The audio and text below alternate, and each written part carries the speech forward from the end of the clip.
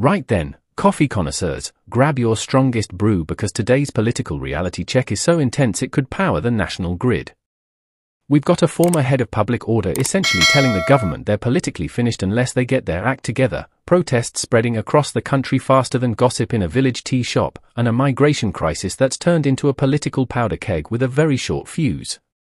If you thought your Monday morning was stressful, wait until you hear what's happening to a government that's managed to unite half the country in opposition to their policies. Kevin Hurley, former head of public order, has just delivered what can only be described as a political death certificate to Labour, wrapped up in the kind of blunt assessment that makes seasoned politicians reach for the aspirin. His message is crystal clear: fix this migration mess or face electoral oblivion. It's like a doctor telling you that your symptoms are serious, except instead of needing lifestyle changes, the patient is an entire government and the cure involves actually listening to voters for once. Picture this absolutely bonkers scenario: protests outside migrant hotels have spread across Britain faster than a viral TikTok dance. We're not talking about isolated incidents anymore. This is a nationwide phenomenon that's got communities from Essex to Edinburgh taking to the streets. It's like a political Mexican wave, except instead of people standing up and sitting down, they're standing up and staying very, very angry about immigration policy. Hurley's assessment of the situation is brutally direct. What we've learned is if Labour doesn't do something quickly, they're finished. Finished. Not struggling, not facing challenges, not dealing with temporary difficulties, finished. It's like being told your favourite restaurant has not just had a bad review, but the health inspector has condemned the building and the chef has fled the country. The political prognosis couldn't be more terminal. The core issue, according to Hurley, is the growing build-up of resentment in the public about uncontrolled illegal migration. He's careful to distinguish between legal and illegal migration, which is actually crucial to understanding why people are so angry. This isn't about opposing all immigration, it's about opposing a system that appears to reward people who break the law while law-abiding citizens struggle with underfunded public services. The optics are absolutely catastrophic. Here's the part that should make every politician pause. Hurley points out that entering the UK without correct documentation is, in fact, a criminal offence. Criminal offence. Yet the government's response has been to house these individuals in hotels that many working British families couldn't afford for a weekend break. It's like rewarding bank robbers with luxury accommodation while the victims get austerity measures. The message this sends is so politically toxic it could clear a room faster than a fire alarm. The hotel situation has created what Hurley describes as these young men being planted on people's villages where they have different cultural values and different ideas, and people don't like it. Now, you can argue about the language, but the underlying point about community integration and consultation is valid. When you drop large groups of people into small communities without any preparation or discussion, you create tension. It's basic sociology disguised as immigration policy. But here's where things get properly concerning from a law and order perspective. Hurley reveals that the police are in a worse position than they were in 2011 when it comes to handling civil unrest. Worse than 2011. For those who need a reminder, 2011 gave us some of the worst riots in modern British history, with London burning and cities across England descending into chaos. Being in a worse position than that is like saying your fire safety plan is less effective than using a water pistol. The reasons for this police deterioration are genuinely worrying. Hurley explains that less officers now want to do that kind of work these days. Can you blame them? After years of being criticised, underfunded, and politically scapegoated, who'd want to sign up for riot duty? It's like asking people to volunteer for the most difficult job while simultaneously telling them they're terrible at it and cutting their resources. The mobilization problems Hurley identifies are particularly embarrassing. He mentions that recent incidents in Essex and around the US president's visit showed that police still have not got their mobilization processes correct to move people around the country. Still haven't got it right. After over a decade since the 2011 riots, they still can't figure out how to deploy officers effectively. It's like having 13 years to plan a dinner party and still burning the toast. However, there is some potentially good news in Hurley's assessment. He doesn't think we'll see trouble to the same level that we saw in 2011 because this is a different type of riot or protest. The current protesters are essentially ordinary people who live in the localities, rather than the opportunists, inner-city yobs who went out looting in 2011. It's the difference between concerned citizens and criminal opportunists, which is actually quite significant. This distinction matters because it suggests the current unrest is politically motivated rather than criminally opportunistic.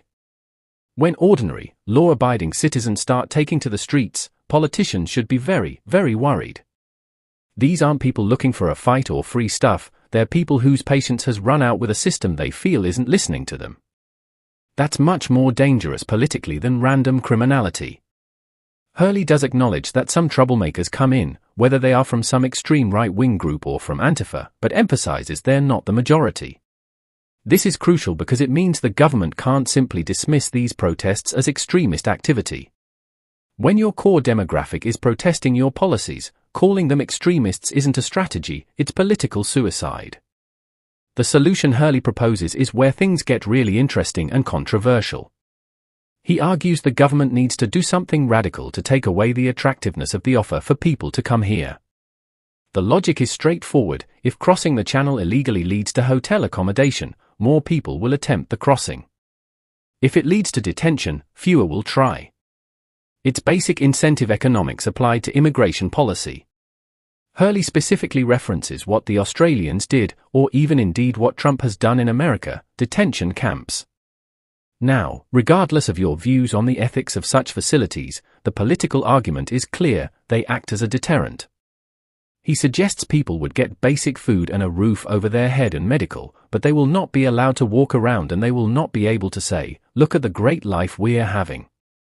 The contrast he's drawing is stark. Current policy essentially advertises Britain as an attractive destination for illegal migration, while detention facilities would send the opposite message. From a purely political perspective, it's hard to argue with the logic, even if you disagree with the approach. When your policy creates the problem you're trying to solve, you might need to consider different policies. What makes Hurley's intervention particularly significant is his background. This isn't some random political commentator or opposition politician trying to score points. This is someone who's actually dealt with public order situations professionally, who understands both the policing and political dimensions of civil unrest. When someone with his credentials says a government is finished unless it acts, politicians should pay attention. The timing of these warnings is also crucial. We're not even halfway through Labour's first term, and they're already facing predictions of electoral doom over immigration policy. That's like being told your marriage is doomed before you've finished the honeymoon. The speed of this political deterioration is genuinely remarkable. The nationwide spread of protests suggests this isn't a London bubble issue or regional concern, it's a genuine national problem that's affecting communities across Britain.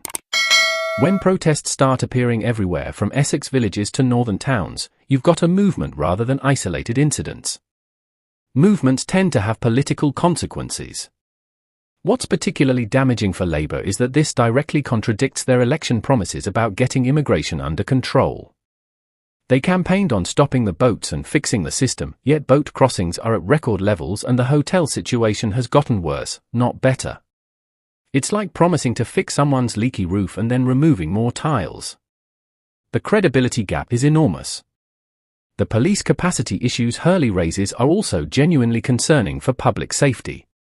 If law enforcement can't effectively respond to civil unrest, that creates a feedback loop where more people feel the need to take matters into their own hands. It's the kind of situation that can spiral out of control very quickly, especially when combined with genuine grievances about government policy. The comparison to 2011 is particularly ominous because those riots came seemingly out of nowhere and spread with terrifying speed. The fact that current police capacity is worse than it was then should be setting off alarm bells in Whitehall. It's like being told your fire department has fewer trucks and less water than when the last major fire happened.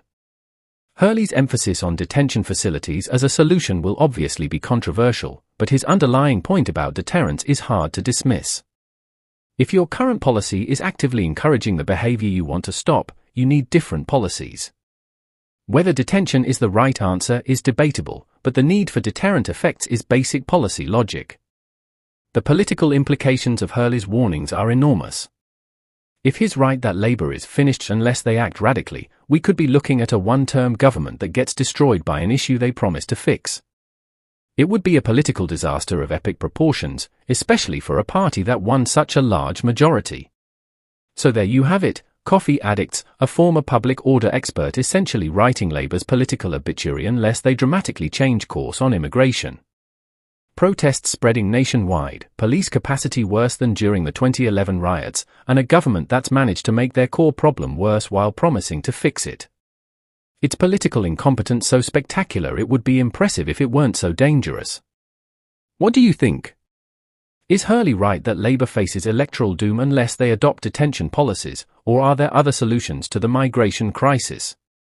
Should the government prioritise deterrence over humanitarian concerns, or is there a middle way? Drop your thoughts below, hit that subscribe button for more political reality checks delivered with your daily caffeine fix, and remember, when former public order experts start predicting political extinction, it's probably time to start paying attention to what ordinary voters are actually saying. Until next time, keep your coffee strong and your expectations of political competence appropriately low.